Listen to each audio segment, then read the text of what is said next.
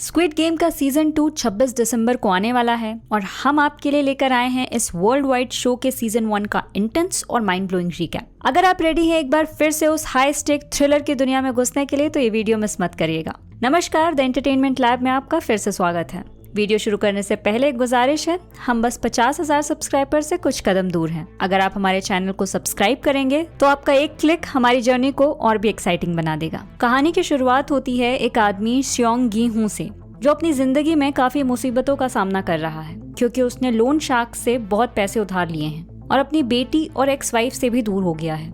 एक train station पर एक वेल ड्रेस्ड आदमी उससे पैसे के लिए एक गेम खेलने का ऑफर देता है जिसमें वो हार जाता है और बाद में और बड़े दावे पर खेलने का उसे मौका मिलता है। गी हूं मान जाता है और फिर रास्ते के किनारे खड़ा होकर वैन का इंतजार करता है। वैन में उसे बेहोश कर दिया जाता है और जब वो होश में आता है तो अपने आप को एक डॉर्मिटोरी में पाता है जहां 455 और लोग हैं जो सिर्फ अपने नंबर्स के साथ पहचाने जाते हैं। मास्क्ड स्टाफ जो पिंक जंपसूट्स में हैं वहां आते हैं और समझाते हैं कि सभी प्लेयर्स फाइनेंशियल प्रॉब्लम से गुजर रहे हैं, लेकिन अगर वो 6 दिन में 6 गेम्स जीत पाते हैं तो उन्हें लाखों रुपए जीतने का मौका मिलेगा।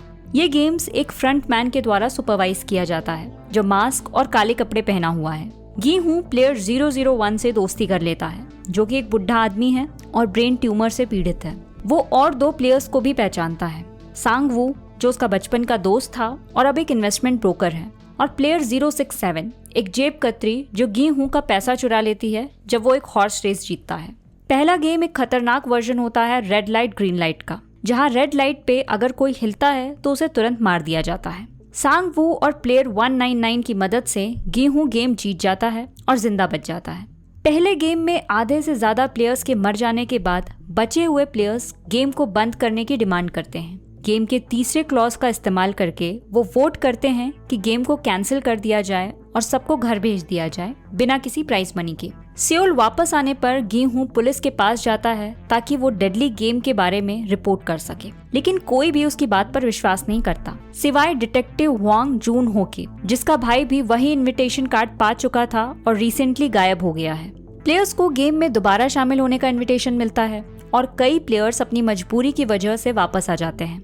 इनमें गी हूं भी है जिसकी मां को जल्दी से सर्जरी की जरूरत है, सांग वू जो फाइनेंशियल फ्रॉड के लिए अरेस्ट होने वाला है, प्लेयर 001 जो दुनिया के बाहर मरना नहीं चाहता, प्लेयर 067 जो अपने माँ बाप को नॉर्थ कोरिया से निकालना चाहती है और अपने छोटे भाई को ऑर्फनेज से बाहर निकालना चाहती है, प्लेयर 199 एक पाकिस्तानी माइग्रेंट वर्कर है जो अपने बॉस को मारकर उसे जख्मी कर देता है क्योंकि उसका पैसा रुक गया था, और प्लेयर 101 एक गैंगस्टर है जो गैम्बलिंग के कर्ज से भाग रहा है। जुन हो सीक्रेटली गी हूं का पीछा करता है जब गेम के स्टाफ उसे पिक करने आते हैं। जुन हो अपने आप को मास्क्ड वर्कर बनाकर गेम में घुसने में सफल हो जाता है और ये पता चलता है कि गेम का लोकेशन एक अलग और रिमोट आइलैंड पर है। अब प्लेयर्स ज्यादा तैयार हो चुके हैं और अलायंस बनाने लगते हैं। गी हूं, सांग वू, प्लेयर 001 और प्लेयर 199 मिलकर एक टीम बनाते हैं। प्लेयर 067 और 212 एक एयर वेंट के थ्रू अंदर जाते हैं और वर्कर्स को शुगर के पतीले मेल्ट करते देखते हैं।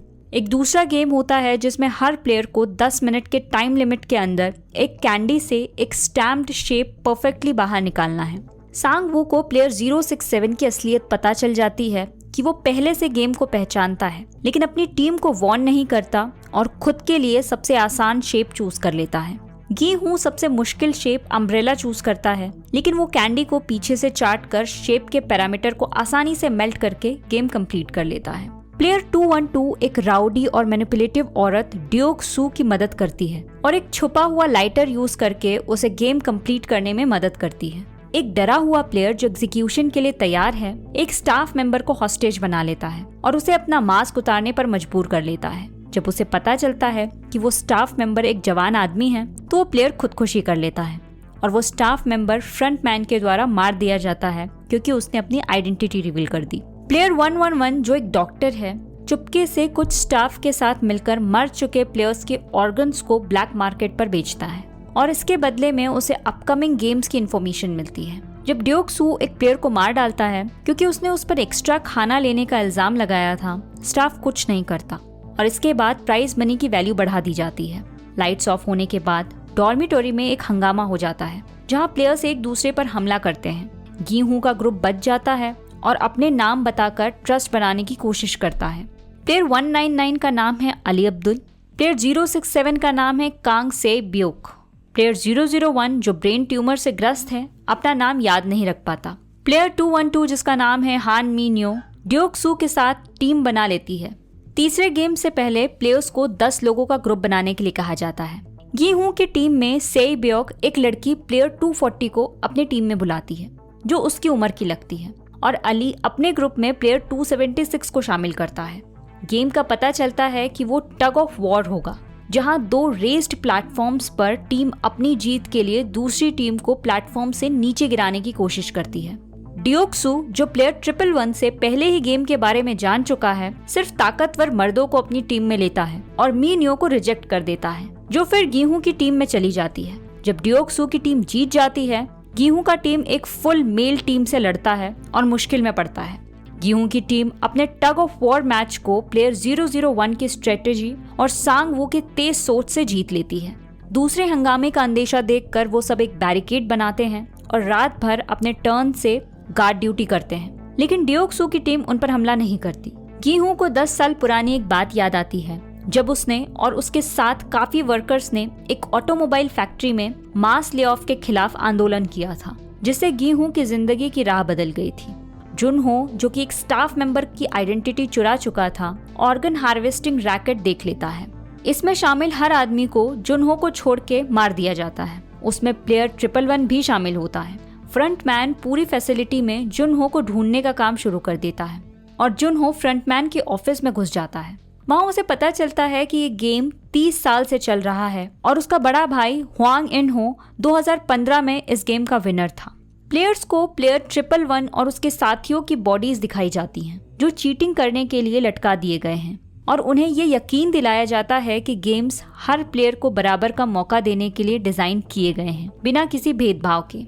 चौथा गेम शुरू होता है जिसमें प्लेयर्स को अपने पार्टनर्स के साथ पेयर बनाने को कहा जाता है, लेकिन जब वो गेम खेलते हैं तो पता चलता है कि उन्हें टीम बनाने की जगह अपने पार्टनर के खिलाफ खेलना है। हर प्लेयर को मार्बल्स का एक गेम खेलना होता है जिसमें जो अपने पार्टनर के सारे मार्बल्स 30 मिनट में जीत लेगा वो जीत जाएगा और जिंदा रहेगा। से ब्योक और प्लेयर 240 अपनी जिंदगी के किस्से बांटते हैं जहां प्लेयर 240 दिखाती है कि से ब्योक के पास जिंदगी जीने के लिए ज्यादा वजह है और अपने मार्बल सैक्रिफाइस कर देती है। सांग वू अली को धोखा देकर उसके मार्बल्स ले लेता है और जीत जाता है जिससे अली की मौत हो जाती है। ड्योक सू अपने पार्टनर और हेंचमैन को हराता है। गीहू अपने गेम में प्लेयर 001 की डिमेंशिया का फायदा उठाता है, लेकिन उसे ये जानकर शौक लगता है कि प्लेयर 001 पूरे टाइम से उसकी चालाकियों से वाकिफ था। प्लेयर 001 जिसका असली नाम ओ इल नाम है गीहू को जीतने का मौका देता है क्योंकि वो उसे गनबू समझता है, मतलब अपना एक अच्छा दोस्त समझता है। गीहू, सांगवू और सेबैक अपने दोस्तों की मौत से बहुत ज्यादा ट्रॉमेटाइज्ड हो जाते हैं। विदेशी VIPs जो रिमोटली गेम्स पर बेटिंग कर रहे थे अब लाइव देखने और अगले राउंड्स पर शर्त लगाने के लिए आ जाते हैं। जुनहो जो एक मास्क्ड सर्वेंट बनकर वहां छुपा हुआ होता है, एक प्राइवेट रूम में वो VIP पर हमला कर देता है, उसकी कन्फेशन रिकॉर्ड करता है और आइलैंड से भाग जाता है। इसी के बीच 5वां गेम शुरू होता है जिसमें प्लेयर्स को 2 पैनल वाली ब्रिज पर जाना होता है। हर पैनल या तो टेम्पर्ड ग्लास का होता है या फिर रेगुलर ग्लास का जो उनका वजन नहीं झेल सकता। लाइन के आगे प्लेयर्स अपनी जान को खतरे में डालकर पैनल्स को टेस्ट करते हैं और गिरकर मर जाते हैं। ड्योक सू टाइम ओवर होने के बावजूद चलने से इनकार कर देता है और दूसरों को उससे आगे निकलने के लिए चैलेंज करता है। मीन्यो अपने धोखा लेने के बदले उसे पकड़ लेती है और दोनों को नीचे गिराकर मार देती है। प्लेयर 017 जो एक एक्सपीरियंस्ड एक्स क्लास वर्कर है समझ जाता है कि कौन से पैनल्स सेफ है, लेकिन फ्रंटमैन लाइट्स ऑफ कर देता है जिससे उसका एडवांटेज चला जाता है। टाइम कम होता जाता है और सांगवू प्लेयर 017 को मार डालता है जिससे गेम का लास्ट ट्रिक पैनल रिवील हो जाता है। सिर्फ गीहू, सांगवू और सेई ब्योक गेम कंप्लीट कर पाते हैं। जैसे ये गेम खत्म होता है बाकी पैनल्स को एक्सप्लोजन से तोड़ दिया जाता है जिससे तीनों प्लेयर्स को चोटों का सामना करना पड़ता है। फाइनलिस्ट गीहू, सांगवू और सेई ब्योक को फॉर्मल कपड़े पहनने के लिए दिए जाते हैं। सेई ब्योक अपने गहरे घाव को छुपाने की कोशिश करती है जो उसने ग्लास ब्रिज के एक्सप्लोजन के दौरान खाए थे। डिनर के बाद हर प्लेयर को एक स्टीक नाइफ दिया जाता है गीहू से ब्योक से कहता है कि वो सांग वू के खिलाफ मिलकर खेल सकते हैं, क्योंकि उसे लगता है कि सांग वू जीतने के लिए कुछ भी कर सकता है। लेकिन से ब्योक गीहू से ये दुआ करती है कि जो भी जीते वो दूसरे के लव्ड वंस का ख्याल रखें।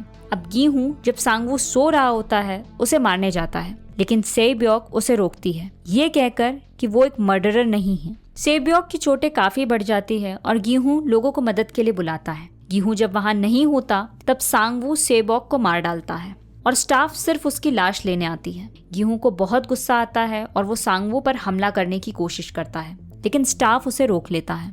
इस दौरान जुनहो एक दूसरे आइलैंड पर पहुंचने में सफल होता है, लेकिन फ्रंटमैन और स्टाफ जल्द ही उसका पीछा कर लेते हैं। जुनहो को शॉक लगता है जब फ्रंटमैन अपने आप को उसका भाई इनहो बताता है, जो उससे गेम में शामिल होने के लिए कहता है। जब जुनहो इनकार करता है तो इनहो उसे गोली मार देता है, जिससे वो क्लिफ से नीचे गिरकर समुद्र में डूब जाता है। फाइनल स्क्विड गेम में गीहू सांगवू को एक कठिन लड़ाई के बाद हरा देता है, लेकिन उसे मारने से इनकार कर देता है।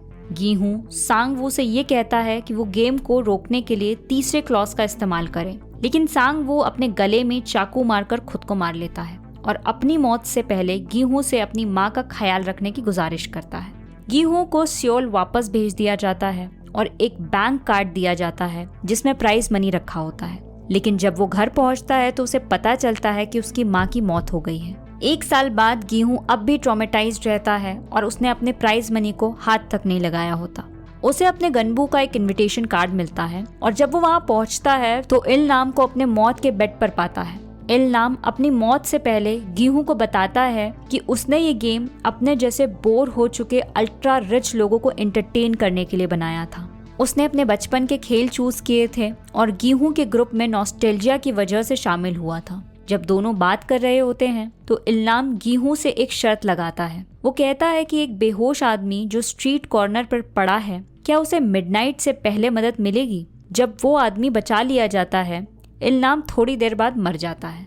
गीहू सेबैक के भाई को ढूंढकर उसे सांगवू की माँ के पास भेजता है और उन्हें प्राइज मनी का एक हिस्सा भी देता है। फिर गीहू अपनी बेटी से मिलने के लिए लॉस एंजलिस जाने के लिए एयरपोर्ट जाता है, लेकिन वहाँ वो फिर से वही गेम रिक्रूटर को देखता है जो एक और डेस्परेट प्लेयर के साथ दागची खेल रहे होते हैं। गीहू उस प्लेयर का इनविटेशन कार्ड ले लेता है और उस कार्ड पर दिए गए नंबर पर कॉल करके पूछता है कि ये गेम्स कौन चला रहा है। उसे तुरंत जवाब मिलता है कि वो प्लेन पर चढ़ जाए, लेकिन गीहू कॉल को बंद कर देता है और एयरपोर्ट टर्मिनल की तरफ वापस चला जाता है।